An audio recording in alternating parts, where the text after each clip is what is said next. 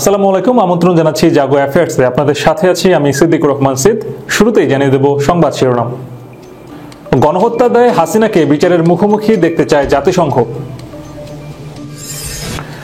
বাতিল হচ্ছে পলাতক হাসিনা ও সাবেক মন্ত্রী এমপিদের লাল পাসপোর্ট।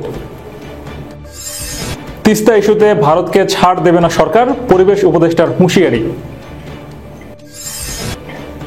বসুন্ধরার শোভা আনবির এবং ৭১ টেলিভিশনের মোজাম্মেল বাবুসহ ১৮০ জনের বিরুদ্ধে হত্যা মামলা। বাংলাদেশে শীঘ্রই চালু হবে পিস টিভি বাংলা, জাকির নায়েকের ঘোষণা। ফ্যাসিবাদী হাসিনা ও ভারতের দালাল ৭১ টিভির সাংবাদিক ফারজানা রূপা ও শাকিল আহমেদ বিমানবন্দরে আটক। বাড়ি ভাড়ার ১৪ লাখ টাকা মেরে দিয়েছেন কথিত বিচারপতি মানিক। শুনছিলেন শিরোনাম, এবারে বিস্তারিত। ছাত্র জনতার ২৩ দিনের দেশ কাঁপানো আন্দোলনের পতন হয় আওয়ামী লীগ সরকারের। ২৩ দিনের হত্যা এবং সহিংসতা চালানোর দায়ে সদ্য ক্ষমতাচ্যুত প্রধানমন্ত্রী শেখ হাসিনা সহ জড়িতদের জবাবদিহির মুখোমুখি দেখতে চায় জাতিসংঘ। জাতিসংঘের মহাসচিবের মুখপাত্র স্টিফেন জুডারিক মঙ্গলবার এক প্রেস বিজ্ঞপ্তিতে এসব কথা জানিয়েছেন। বাংলাদেশে স্থিতিশীলতার দিকে যাচ্ছে, কঠিন এ সময়ে এই দেশকে সমর্থন দেওয়ার কথা জানিয়েছেন জাতিসংঘ। তবে যারা ৮১৯ জন মানুষকে হত্যা এবং ২৫,০০০ মানুষকে আহত করার জন্য দায়ী, তাদের বিচারের আওতায় আনার বিষয়ে জাতিসংঘ মহাসচিব কি কিছু বলেছেন? তাদের অধিকাংশই গুলি বা স্বৈরাচারী শেখ হাসিনার দেখামাত্র গুলি করার নির্দেশে হতাহত হয়েছেন। এক সাংবাদিকদের এমন প্রশ্নের জবাবে জাতিসংঘ মহাসচিবের মুখপাত্র বলেন, আমরা এই বিশেষ সংকটের শুরু থেকে জবাবদিহির কথা বলে আসছি।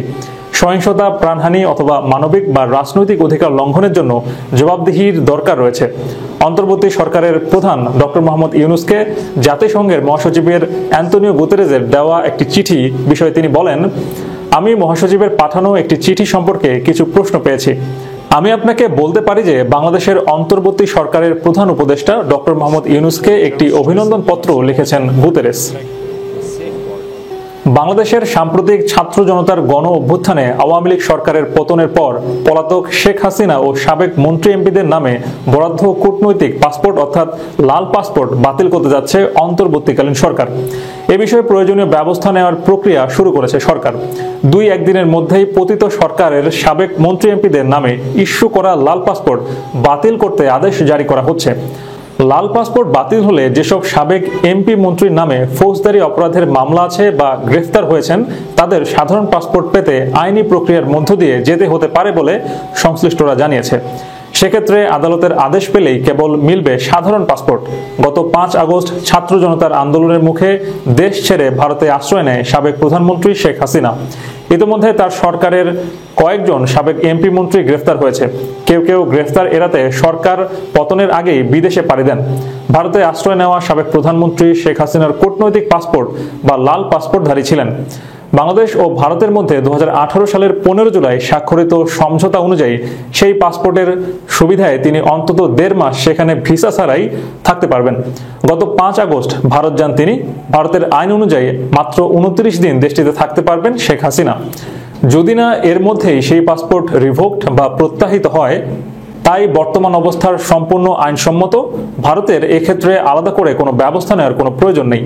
অন্যদিকে শেখ হাসিনার বোন শেখ রেহানা যুক্তরাজ্যের পাসপোর্টধারী, ফলে তিনি ভারতে অন অ্যারাইভাল ভিসা সুবিধা পাবেন। এই সুবিধায় তিনি যতদিন খুশি ভারতে থাকতে পারবেন।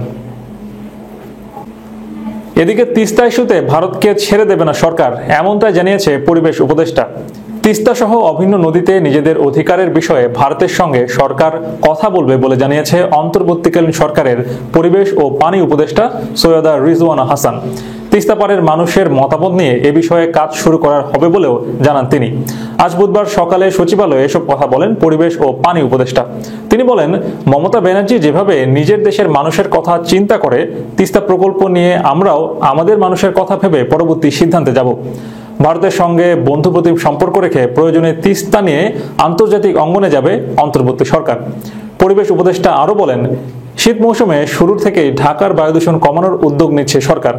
এক্ষেত্রে ঢাকার চারপাশের অবৈধ ইটভাটা বন্ধ করা সহ বায়ুদূষণ রোধের ব্যবস্থা না করে নতুন ভবন নির্মাণের লাইসেন্স দেওয়া হবে না।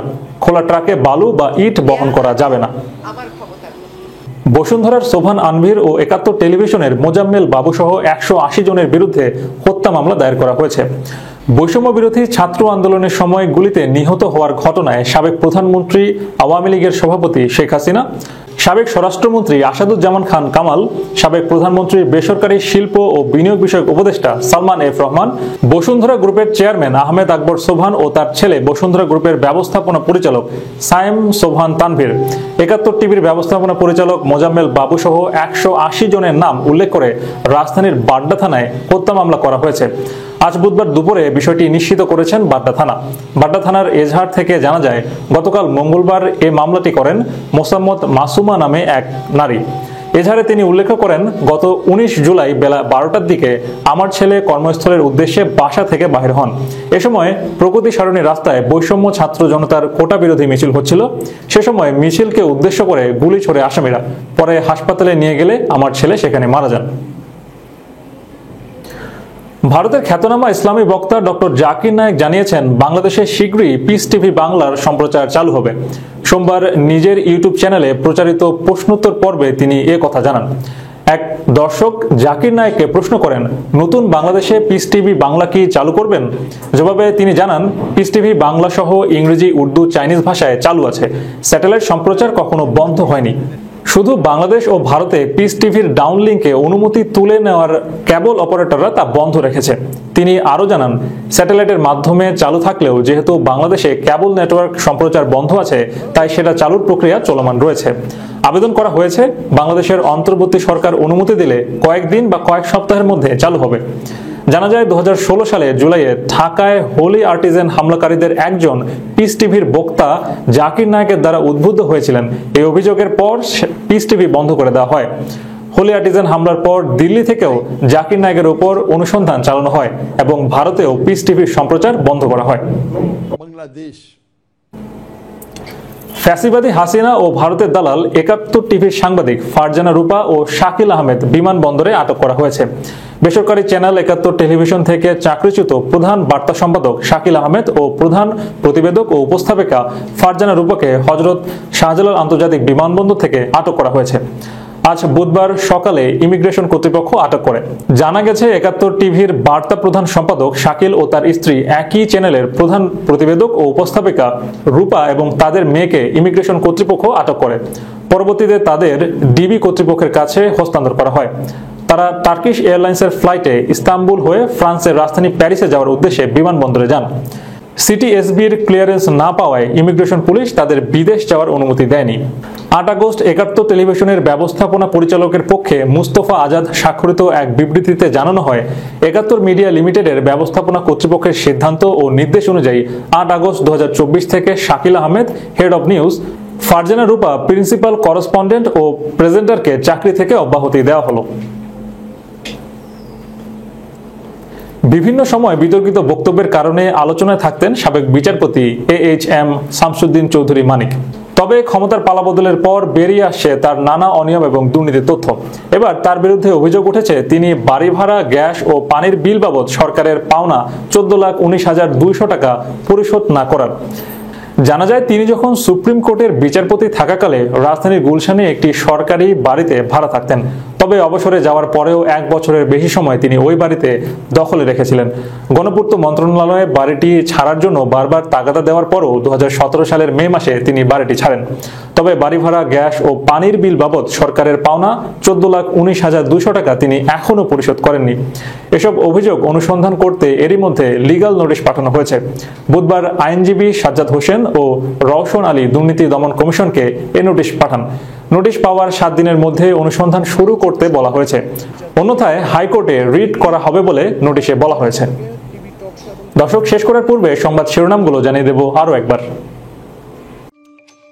গণহত্যার দায়ে হাসিনাকে বিচারের মুখোমুখি দেখতে চায় জাতিসংঘ। বাতিল হচ্ছে পলাতক হাসিনা ও সাবেক মন্ত্রী এমপিদের লাল পাসপোর্ট। তিস্তা ইস্যুতে ভারতকে ছাড় দেবে না সরকার, পরিবেশ উপদেষ্টার হুঁশিয়ারি। বসুন্ধরার সোভান আনভীর এবং ৭১ টেলিভিশনের মোজাম্মেল বাবু সহ ১৮০ জনের বিরুদ্ধে হত্যা মামলা। বাংলাদেশে শীঘ্রই চালু হবে পিস টিভি বাংলা, জাকির নায়েকের ঘোষণা। ফ্যাসিবাদী হাসিনা ও ভারতের দালাল ৭১ টিভির সাংবাদিক ফারজানা রূপা ও শাকিল আহমেদ বিমানবন্দরে আটক।